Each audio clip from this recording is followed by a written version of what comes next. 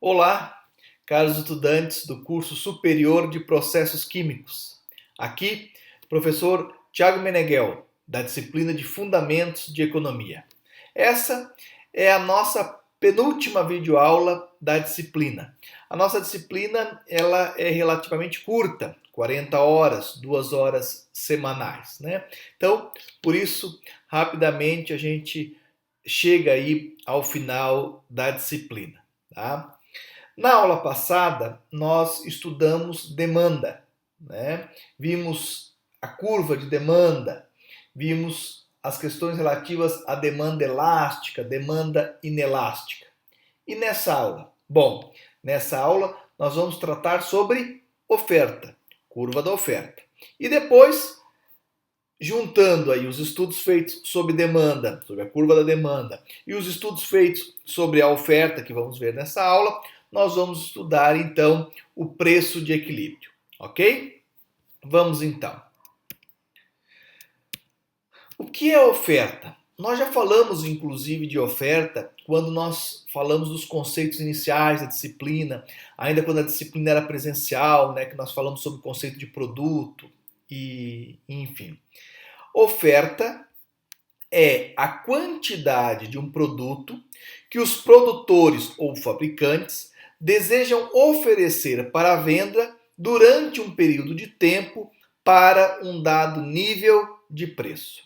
Então, a oferta é a quantidade de produtos, né, que os produtores, os fabricantes colocam à disposição do mercado, né? Vamos a um exemplo, né?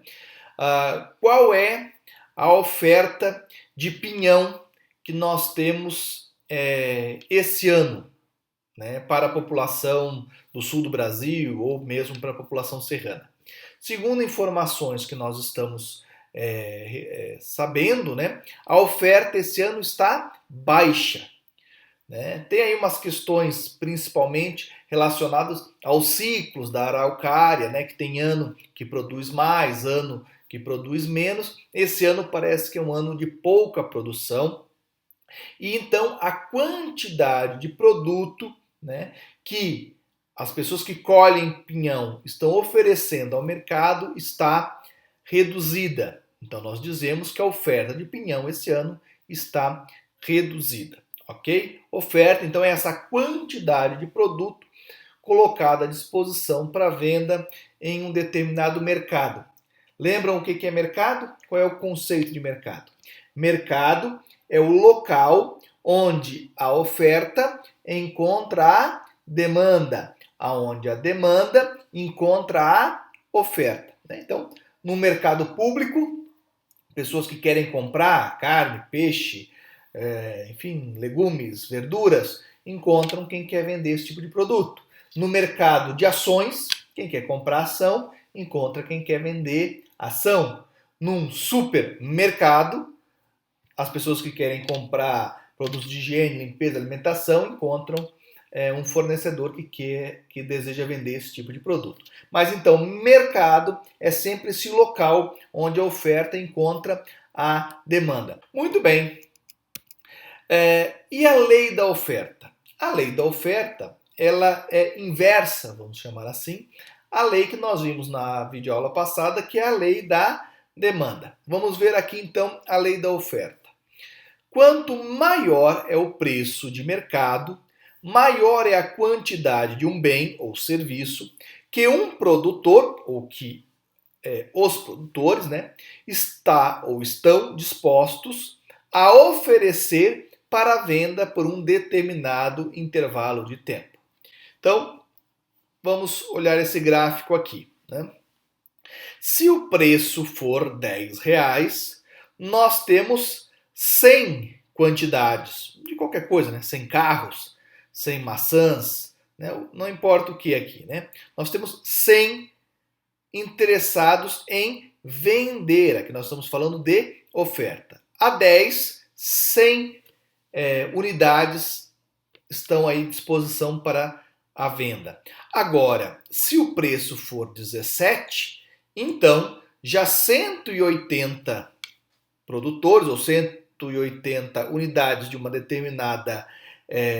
determinado produto estão à venda, ok? Essa é a lei da oferta.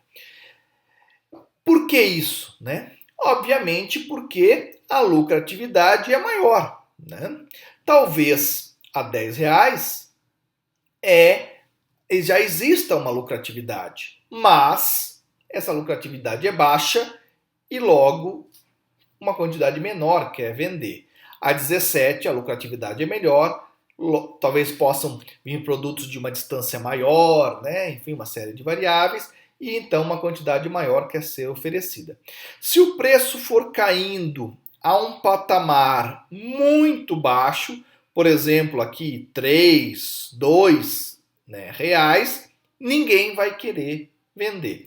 Por quê? Provavelmente porque o custo de fabricação ou de produção é maior do que esse valor. Se for um preço abaixo de 10, 9, 8, a quantidade que é ofertada vai caindo cada vez mais. Vai ficando apenas um produtor, uma pessoa, mesmo assim ela vai querendo vender pouco, né? Então, essa oferta vai diminuindo, ok? Muito bem. Então, como que se dá a formação do preço? O preço de equilíbrio é o preço no qual a quantidade demandada se iguala à quantidade ofertada. O preço máximo que os consumidores estão dispostos a pagar coincide com o preço mínimo que os produtores estão dispostos a receber por uma determinada quantidade de produto, né? Então, não fica nenhuma demanda sem ser atendida e não fica uma oferta sem ter comprador, né? O preço de equilíbrio é exatamente o ponto onde a quantidade a ser ofertada é igual à quantidade a ser demandada para um determinado preço. Bom, então nós temos que considerar novamente aquilo que nós vimos na aula passada e aquilo que nós estamos vendo nessa aula, né? Na oferta, quanto maior é o preço de mercado, maior é a quantidade de um bem ou serviço que os produtores fabricantes estão dispostos a oferecer para a venda em um determinado tempo. Então vamos a um exemplo aqui. Boi, por exemplo, né? Ou sei lá, qualquer produto agrícola, tomate, melancia, qualquer coisa, né? Se o preço está muito baixo, né, são poucos os produtores que querem fabricar, querem produzir aquele legume, aquela fruta. Se o preço está alto, muitos produtores querem produzir e querem produzir uma quantidade elevada, né? Produtos químicos, por exemplo, é a mesma situação, né? Vamos supor agora, né, um case bem real, né? Álcool 70% ou álcool em gel, né, que é fabricado aí pelas empresas químicas. Há pouco tempo atrás, né, a quantidade de pessoas que demandava álcool 70% ou álcool em gel era pequena.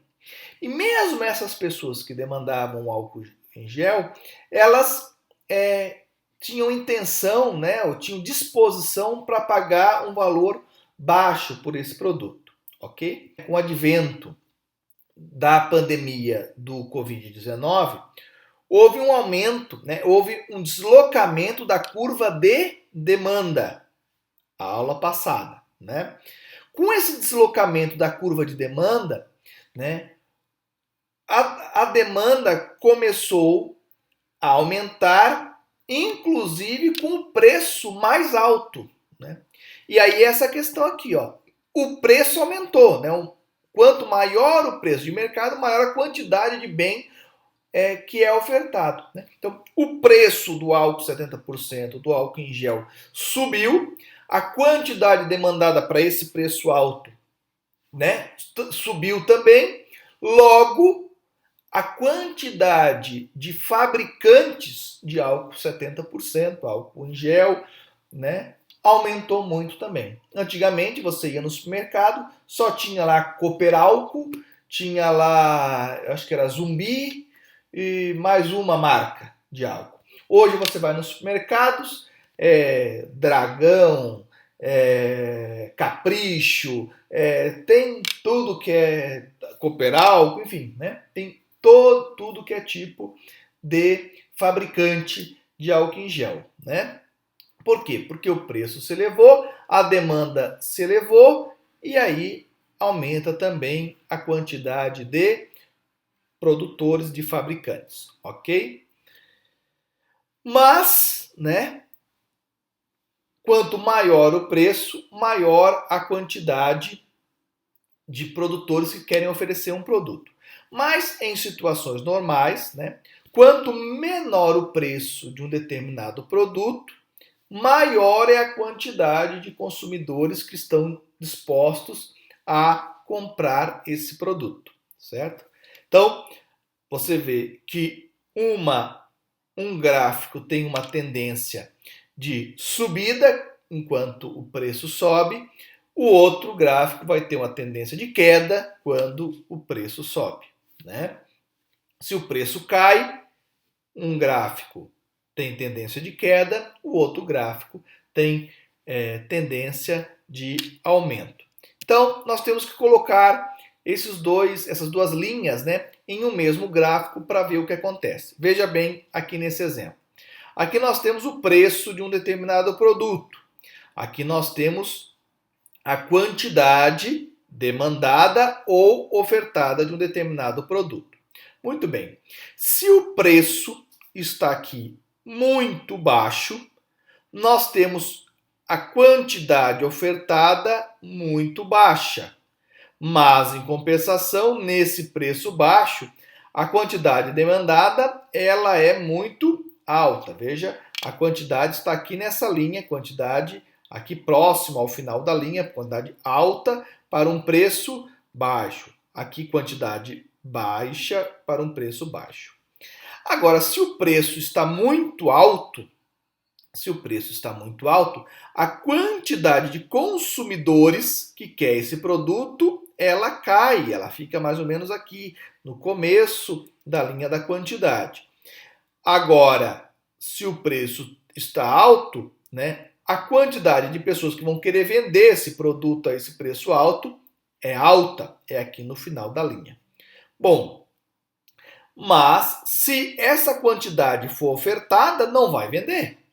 Porque vai ser ofertada essa quantidade a esse preço, mas só esse tanto aqui de pessoas vai querer comprar. Vai sobrar produto, né? Agora, se o preço for muito baixo, muitas pessoas vão querer, mas não vai ter, porque os fornecedores não vão querer oferecer a esse preço. Então aqui vai sobrar demanda e faltar produto, né? O que acontece? O mercado livre tende ao equilíbrio, né? Então, se o preço está baixo e tem pouca oferta, esse preço começa a subir. O preço começa a subir, a quantidade de ofertantes começa a entrar no mercado, até que em um determinado momento a curva da oferta se encontra com a curva da demanda. A quantidade de gente que quer vender a um determinado preço encontra a quantidade de pessoas que querem comprar aquele mesmo determinado preço.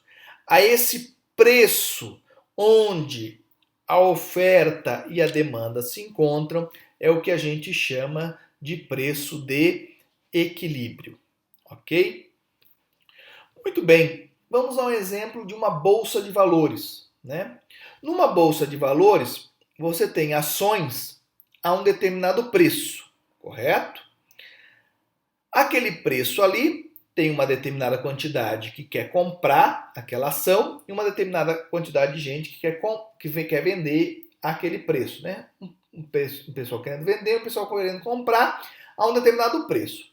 Quando as pessoas que querem comprar começam a sumir, o preço vai caindo. Quando a quantidade de gente que quer comprar cresce muito em relação à oferta, o preço vai subindo, correto? Por que ele faz esse movimento? Ele faz esse movimento tentando encontrar a quantidade, o preço de equilíbrio, onde a quantidade de pessoas que quer vender e comprar vai ser igual, ok? Bom, por esse exemplo que eu dei, vocês já estão percebendo que essa quantidade de equilíbrio ela é extremamente volátil, ela vai se modificando com os dias, com os meses ou com as horas mesmo, né? Claro que o preço de uma ação, o preço do dólar, o preço do boi, o preço da soja pode ficar estável, né? O preço de equilíbrio pode ficar estável, mas ele pode também se alterar, ok? Muito bem. É importante entender que nós vimos na aula anterior que a curva da demanda ela se altera, né? Nós vimos que se altera por diversos motivos: aumento de renda, diminuição de renda, por a entrada de produtos substitutos, por aumento de demanda de um produto complementar e por aí vai, né? Nós falamos de vários motivos. Quando a curva da demanda oscila, obviamente o gráfico do preço de equilíbrio vai variar também. Então vejam nessa simulação aqui, né, que aqui inverteu, né, no gráfico anterior aqui a oferta estava na linha azul e a demanda na linha vermelha. Aqui está invertido.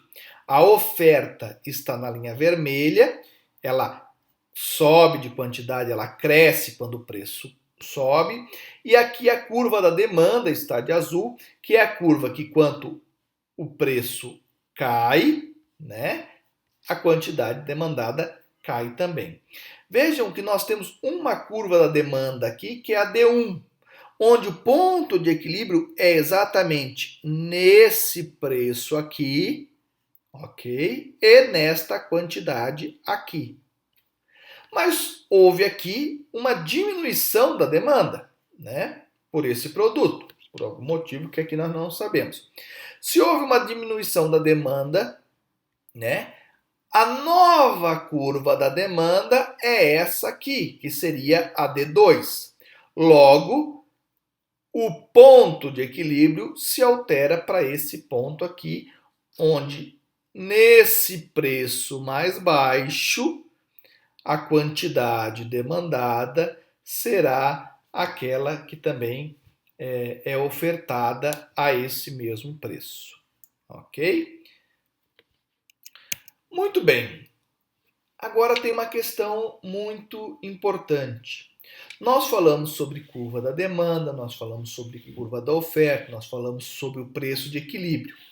Mas nós falamos isso em um mercado de livre concorrência, num livre mercado, né? Obviamente, existem produtos, preços que não operam dessa forma. Existem, inclusive, países, né, que têm uma maior interferência na economia e países que têm menor interferência na economia. Existem mercados que têm maior interferência governamental, enfim. Então, existe uma série de fatores que não permitem que os mercados oscilem tão naturalmente, vamos chamar assim, né, como nós estamos comentando até esse momento. E agora, então, eu gostaria de falar sobre isso, né?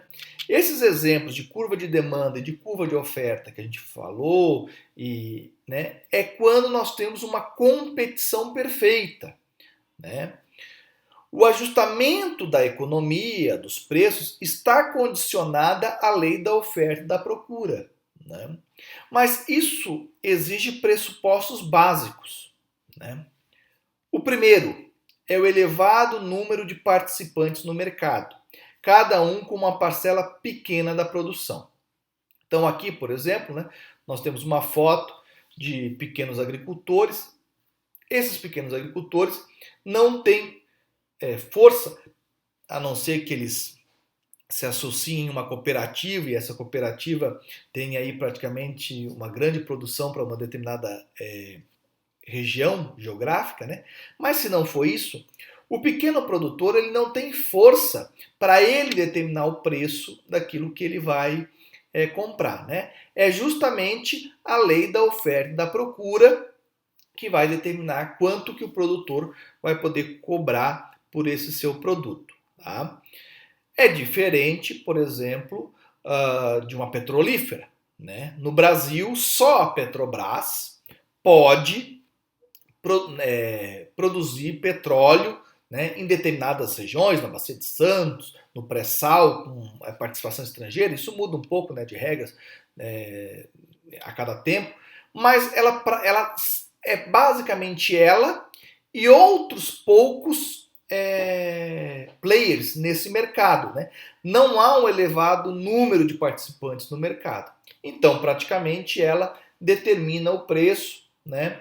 Claro que ela ainda é uma empresa de economia mista, tem a influência do governo no setor, o setor de petróleo é bem mais complexo em termos globais, mundiais, né? Mas eu só quis dizer para vocês que o preço lá da bomba de gasolina não é simplesmente uma relação da lei da oferta e da procura. Muitas vezes você tem uma interferência do governo que vai lá e diz para baixar o preço da gasolina, do diesel, enfim, né? Então, para que você tenha realmente essas curvas de demanda e de oferta operando livremente, é preciso um elevado número de participantes no mercado, né, de produtores, de fabricantes, e sem a interferência governamental. Muito importante também é a disponibilidade de informações, né? Vocês percebem que quando tem um noticiário no jornal impactante, assim, algo que nem aconteceu, mas que poderá acontecer, né? Nós vimos agora isso na pandemia do coronavírus, né?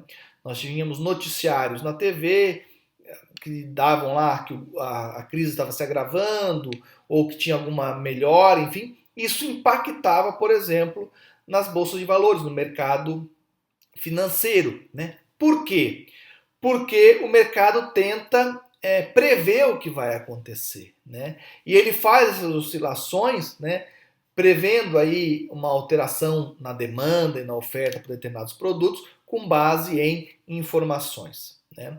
Se você tem uma determinada comunidade, numa determinada região geográfica, numa determinada cidade, que não tem acesso a informações, né? Ou mesmo um determinado país que não tem acesso às informações, obviamente que o preço ali vai ser, de certa forma, poderá ser, de certa forma, manipulado, né? Porque você não sabe se está sobrando produto num determinado local, você não sabe informações importantes aí para determinação do preço.